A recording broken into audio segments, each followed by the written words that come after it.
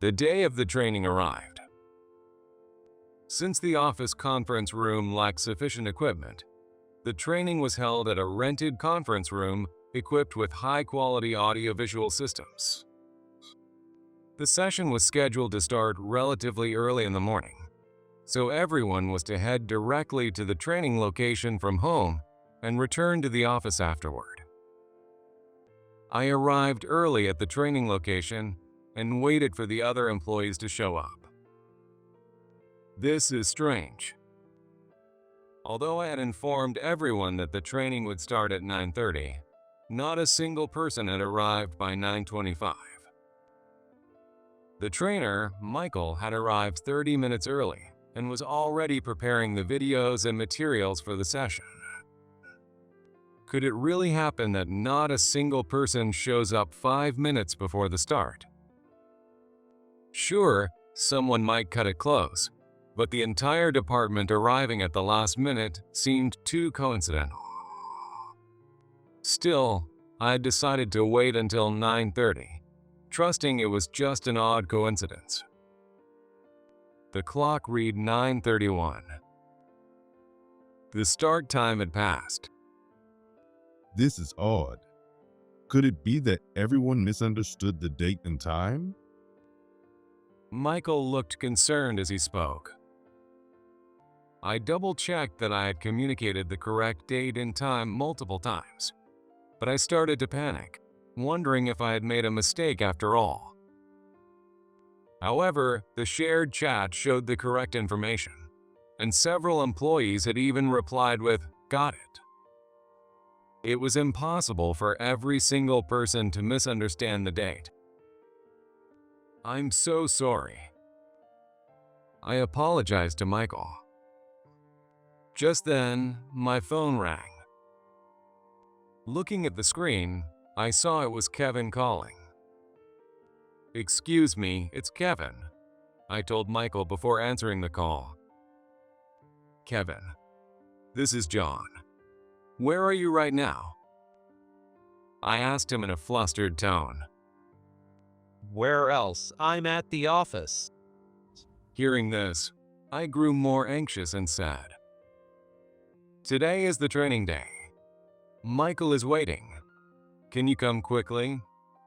Also, no one else has shown up." Kevin burst into laughter and replied loudly, Why would I go? And don't bother waiting for anyone else. They won't show up either. Why don't you just take the training by yourself? I couldn't comprehend what he meant and responded, "What do you mean? I informed everyone of the correct date. You can check the chat for yourself." Kevin laughed again and said, Yeah, I know. But I told the executives it was your mistake, so don't worry. They'll think this is all your fault. I'm looking forward to it. Anger surged within me, and I snapped back. "Why would you do such a thing? I'm used to your harassment, but this time, Michael is involved. You're causing trouble for him." Kevin's tone turned mocking. Michael? Who cares about some old guy no one knows? The CEO's lectures are at least slightly better, not that they're worth much either. Honestly, this training is pointless. Wouldn't it be better to stay at the office and just do your actual work? I was shocked. He was always so submissive to the higher-ups, yet here he was, belittling even the CEO. Kevin continued. I ordered everyone in our department not to attend this training. And hey, I even coordinated the dates so everything would go smoothly. You should thank me for my generosity. Kevin let out a loud laugh, sounding just like an evil overlord from a children's cartoon, as he shouted those words. I was beyond angry and deeply disappointed to have crossed paths with such a petty boss. Why, executive director, did you headhunt someone like him? Just then, Michael, who had been watching me with concern, said, I see. So that's what's happening. and from there, events unfolded in ways I could never have predicted. My name is John Williams. I'm a 34-year-old office worker. I work for a mid-sized IT company called Retechnology. Our CEO is a woman named Lauren Carter. I didn't attend college due to my financial circumstances, so I joined this company straight out of high school. 15 years have passed since then. Recently, my biggest concern has been the change in my direct manager. My previous boss, Robert, had to leave the company due to health issues and return to his hometown. The executive director, James, brought in an acquaintance with managerial experience at another IT company, Kevin Davis, who became our new department head last month. Kevin is 35, close to your age, and a polite guy. I'm sure you'll get along well. James told me before I met Kevin. I was hopeful. Robert, who was twice my age, had treated me like a son, but the idea of working with a manager close to my age felt refreshing. However, my expectations crumbled the moment I first met Kevin. It happened on his first day at work. Nice to meet you. My name is Kevin, and I've been assigned as the new department head. I may cause some inconvenience as I get settled, but I look forward to working with you. Kevin greeted us with a formal introduction. At first, when James introduced him in our presence, Kevin seemed completely ordinary. But as soon as James returned to another floor and left the room, Kevin's demeanor completely changed.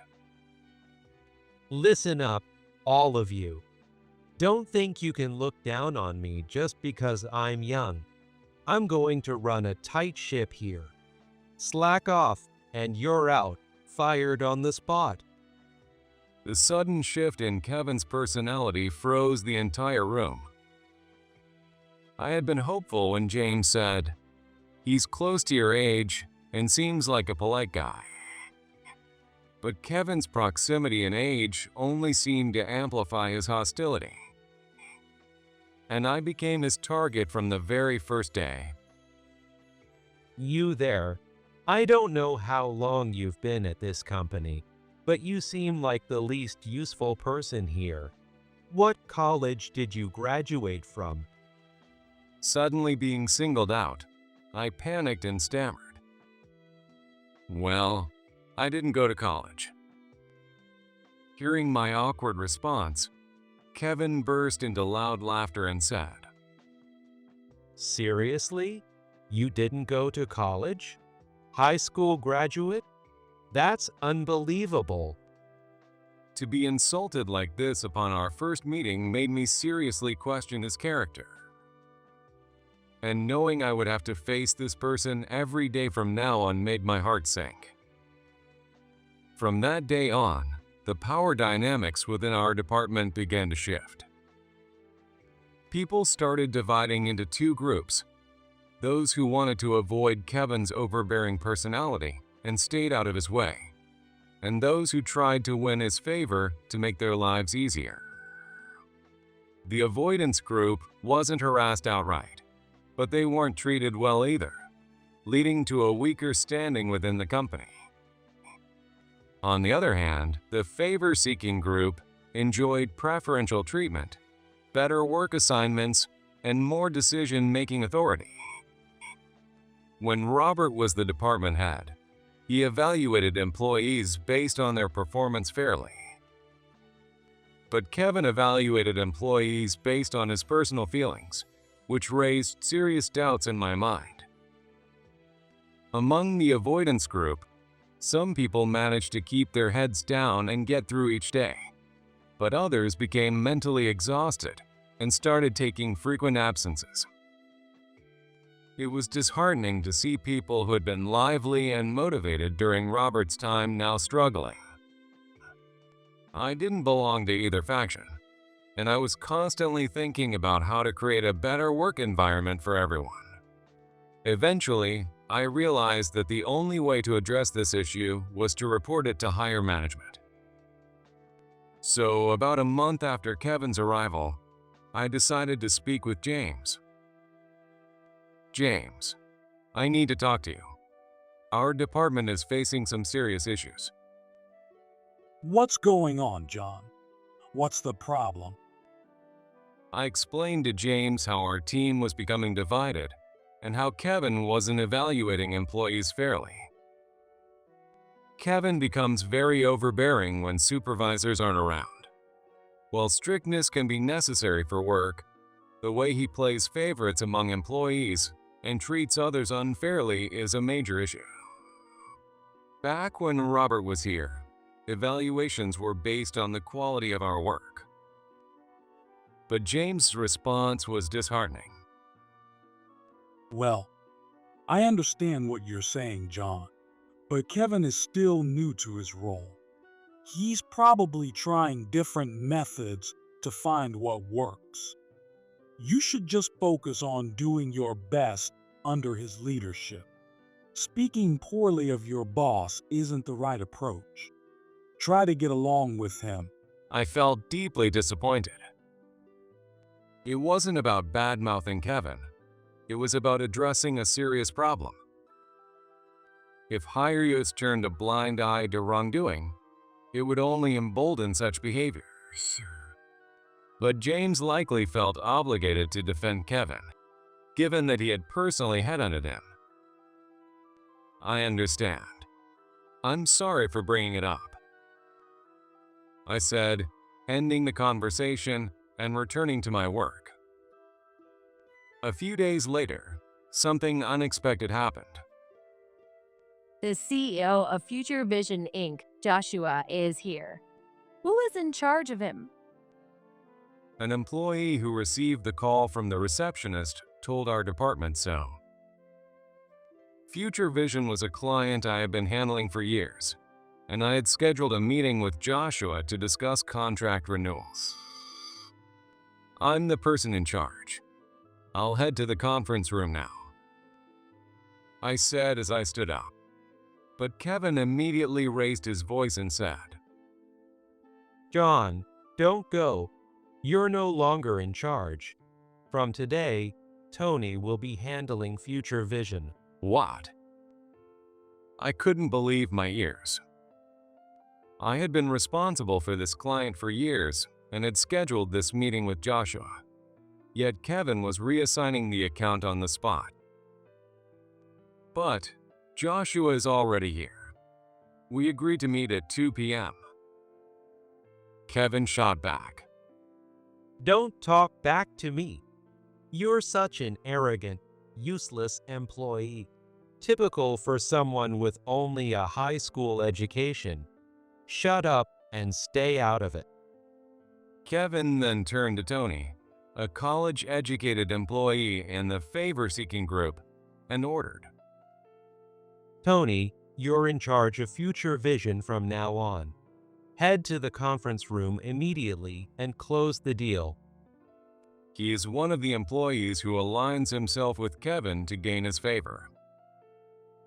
Tony, surprised by the sudden directive, hesitated and said, Me? Really? Okay, I'll do my best. He left the room reluctantly, heading toward the conference room. Why are you suddenly reassigning this account? If you're going to make changes, there needs to be a proper handover. I argued to Kevin, and he said back, It's your defiance and holier-than-thou attitude that irritates me. Keep pushing back, and I'll make sure you're fired. What he's saying is ridiculously childish. A department head, someone responsible for leading their colleagues, should never say such things, I thought. But Kevin went on to say something even more absurd. I heard all about it. You went to James to badmouth me, didn't you? Tony's the one who leaked that information. So, as a token of my gratitude, I've decided to assign him the Future Vision account. And as your penalty, I'm taking you off the account. How does that feel? If you keep going against me, you'll find yourself completely isolated in this company, sitting by the window with no work to do, until you're finally fired. Kevin laughed as if he was thoroughly enjoying himself. He's insane. It was a mistake to make him a department head. I was certain of it. But knowing that talking to James about the reality of this situation had led to this result, I felt utterly lost.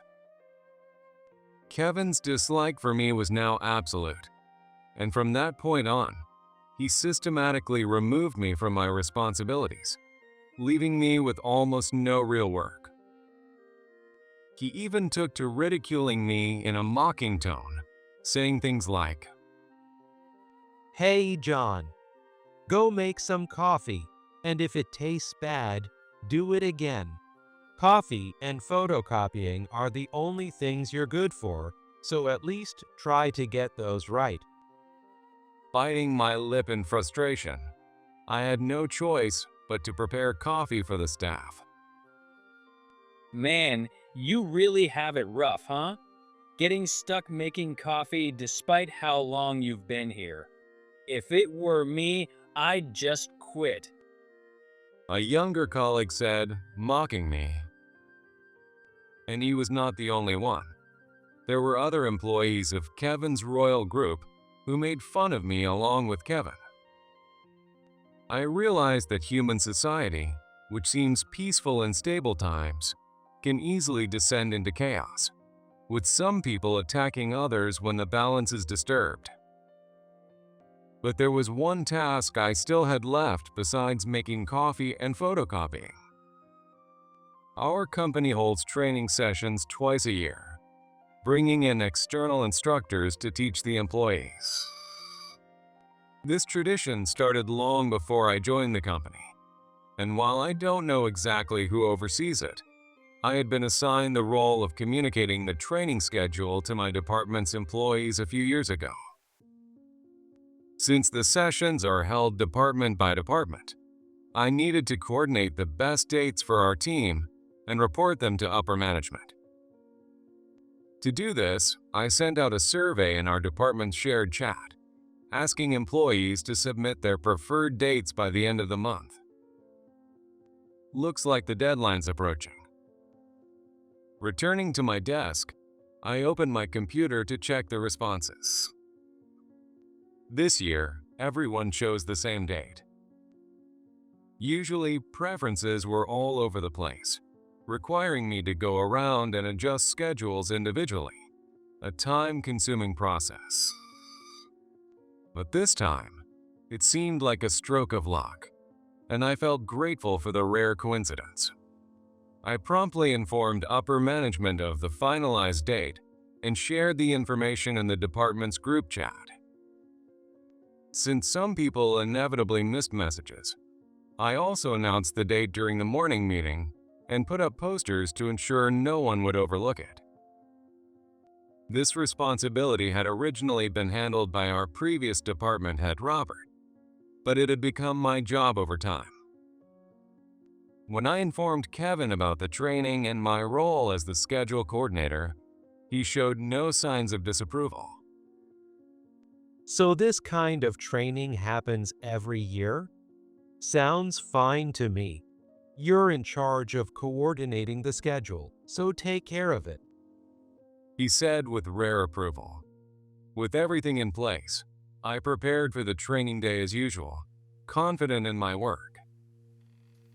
Hey, John, who's the instructor for this training session? A few days before the training, Kevin asked me this question. I shared the information I'd received from upper management. His name is Michael Ashton. He's an expert in the IT industry in his late 50s. Kevin's expression darkened, and he muttered, As expert? I'm an expert in the IT industry too. unsure how to respond. I said, Well, I've heard he's somewhat of a celebrity in the field. I shared additional information I'd received. Is that so? Kevin said dismissively, ending the conversation. Finally, the day of the training arrived. Because our office conference room lacked the necessary equipment, the training was held in a rented conference room equipped with high-quality audiovisual systems. Since the session started relatively early in the morning, everyone was instructed to go directly to the training venue from home and return to the office afterward. I arrived at the training venue early and waited for the other employees to arrive. This is strange. Even though I had informed everyone that the session started at 9:30, not a single person had shown up by 9:25. The instructor, Michael, had arrived 30 minutes early and was preparing the materials and videos for the session. Could it really happen that no one shows up 5 minutes before the start? While it was possible for someone to cut it close, for the entire department to do so seemed far too coincidental. Still, I waited, hoping against hope, until 9:30. The clock struck 9:31. The start time had passed. That's strange. Could it be that everyone got the date and time wrong? Michael, the instructor, said to me with a worried expression. I double-checked to ensure I had communicated the correct date and time multiple times, but I started to panic, wondering if I had somehow made a mistake. However, the shared chat confirmed that I had relayed the correct information, and several employees had even replied with understood. It would be one thing if one or two people got the date wrong, but for everyone to make the same mistake was highly unlikely. I'm terribly sorry. I apologized to Michael. Just then, my phone started ringing. I quickly glanced at the screen and saw that it was Kevin calling. I turned to Michael and said, "Excuse me, it seems to be a call from Kevin," and then answered the phone. "Kevin, this is John. Where are you right now?" I asked him urgently, and Kevin responded, Where else would I be? I'm at the office, of course. Hearing this, I panicked even more and said, "Today is the training day. The instructor has been waiting. Can you come right away?" And none of the other employees have shown up either. Kevin laughed loudly and replied, Why would I go? And the others? They won't show up either, no matter how long you wait. Why don't you just enjoy the training all by yourself? I couldn't understand what was going on and replied, "What do you mean? I'm certain I told everyone the correct date and time. You can check the chat messages to see for yourself." Kevin then said, Yeah, I know. But don't worry, I'll report to upper management that it was your failure to communicate. I'm really looking forward to seeing you get chewed out for this. Anger welled up inside me, and I retorted, "Why would you do something like this? I'm used to you harassing me because you don't like me, but this time it's causing trouble for Michael, our instructor. It's not fair to him." Kevin responded, Michael? Why would anyone care about some old guy no one knows? A lecture from the CEO would still be better than this nonsense. Though honestly, our CEO's talks are pretty dull too. Either way, it's all pointless. Instead of wasting time on some lame training, you should be at the office doing real work. I was stunned. Kevin, who always acted submissive around executives, was now belittling even the CEO in this way. Kevin continued. I told everyone in our department not to attend the training. Since no one was going to show up anyway, I at least made sure everyone submitted the same preferred date to make the scheduling process easier. You should thank me for my kindness. Kevin's laughter was like that of a cartoon villain from a children's show, loud and exaggerated. I felt a deep sense of disappointment, not just anger, about having crossed paths with such a ridiculous boss. James, why on earth did you head on someone like him? I thought to myself. At that moment, Michael, who had been standing nearby with a concerned expression, spoke up. I see. So that's what's been going on. Surprised, I instinctively said, "What?" It quickly dawned on me that Kevin's loud voice and Michael's proximity had allowed him to overhear our entire conversation. I'm sorry, Michael. I never expected things to turn out like this. This is also my oversight. I deeply apologize. When I apologized, Michael replied, No, you don't need to apologize. None of this is your fault. He continued, You've been through a lot, haven't you? I'll handle this situation myself. Don't worry about today. I'll be in touch later. He then packed up the projector and materials he had prepared and left. As I walked back from the rental conference room to my company, my mind was flooded with thoughts. Michael had said he would handle the matter. Could that mean I might face a demotion, a pay cut, or even the worst-case scenario, being fired? On the other hand, Michael had overheard Kevin's words. Would Kevin be held accountable? But as an external instructor, Michael might only report that his time was wasted due to our company's mistakes, which could still result in me being blamed. With these thoughts swirling in my mind, I arrived at the office. Entering the building, I felt a heavy weight as I headed toward the third floor, where my department was located. To delay my arrival, I told myself, it's for exercise, and opted to take the stairs instead of the elevator. Still feeling dejected, I entered my department's office. What greeted me was an unexpected scene. Standing there was our CEO, Lauren Carter, arms crossed and glaring angrily at Kevin. In front of her, Kevin stood with his shoulders slumped, looking utterly defeated. I'm really sorry. I didn't mean it. Kevin was unusually meek as he apologized. Sorry isn't going to cut it. James brought you here, claiming you were a talented hire, but I was foolish to believe him.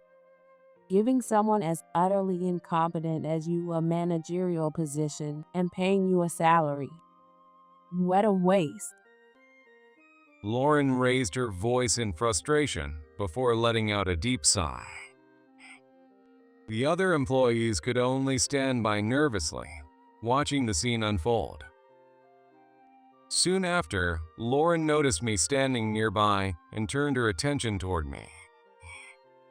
John, you've been through a lot, haven't you? I'm so sorry for all the trouble you've had to endure. Lauren offered words of sympathy. I could only respond, yes, still struggling to grasp the situation.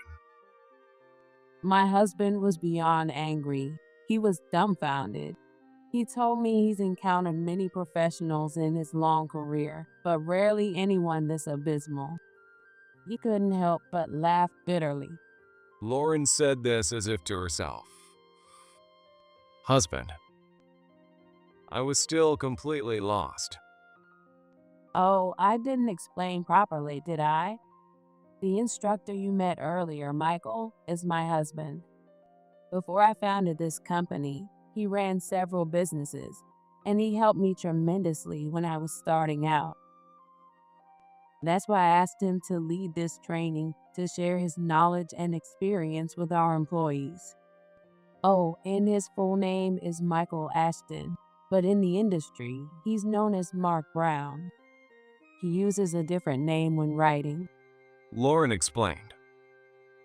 Wait, was that Mark Brown? I've read his books. He's published so many bestsellers. I exclaimed, overwhelmed with excitement. I'm sorry for not telling you sooner. Michael and I kept our surnames, so there was no way you could have known. But you see, he overheard your conversation with Kevin at the training venue and told me everything. I'm truly glad I found out. If I hadn't, this dangerous employee named Kevin would have been left unchecked, causing even bigger problems. Michael told me Kevin said on the phone, the CEO's talks are pointless. Not only did he insult Michael, but he also had the audacity to badmouth me. How could you badmouth the CEO like that? You're so two-faced, Kevin. I can't trust you at all. You're fired effective immediately. With those words, Lauren decisively terminated Kevin's employment. Kevin slumped in defeat, but then, seemingly out of spite, he turned to me and suddenly started shouting. This is all your fault, John. You set me up, didn't you? I'll never forgive you. At that moment, a figure appeared at the doorway. The one who won't forgive you is me. I won't forgive you, Kevin. It was James, who spoke with a stern tone. James? What did you just say? Kevin stammered, and James responded. I'll say it as many times as necessary. I won't forgive you, Kevin. I trusted you enough to bring you in as a manager, and this is how you repay me. Betrayal like this is unacceptable.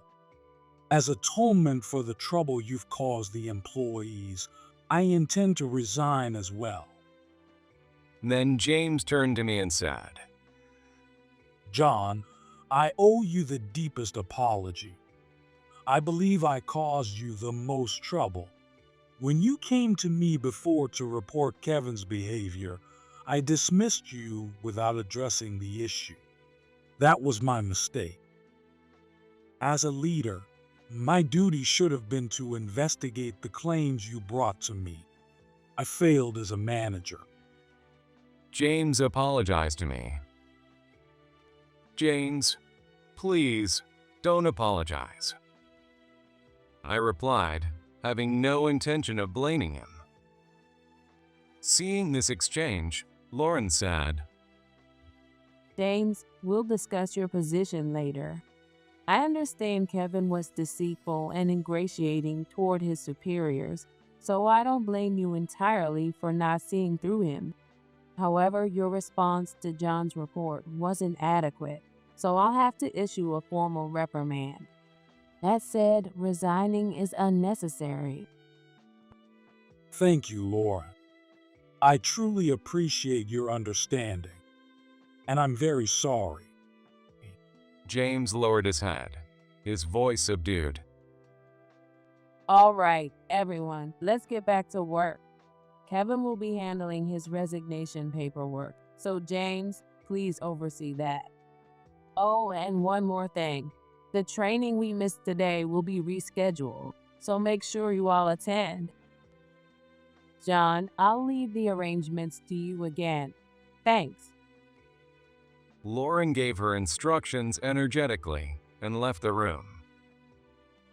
Kevin, his shoulders slumped, was led to another room by James. That was the last time I ever saw him. About 3 months later, time had moved on. The rescheduled training was held successfully, with no absentees, and everyone found it highly beneficial. My hard work was acknowledged by the CEO, and I received a pay raise. Lauren even told me directly that she hoped I would take on the role of department manager in the near future. The employees who had previously aligned themselves with Kevin to gain his favor now acted deferential and respectful toward me. However, I had no intention of favoring anyone who tried to curry favor with me. While it saddened me that some colleagues had developed such attitudes, I was determined to follow in Robert's footsteps and evaluate everyone's work fairly. I believed that by fostering fairness, the workplace atmosphere would improve as a whole. I wasn't sure how much I could change on my own, but I was determined to try. James chose not to resign and remained a reliable executive who consistently showed care for us employees. I hope to work alongside him to create an excellent workplace environment.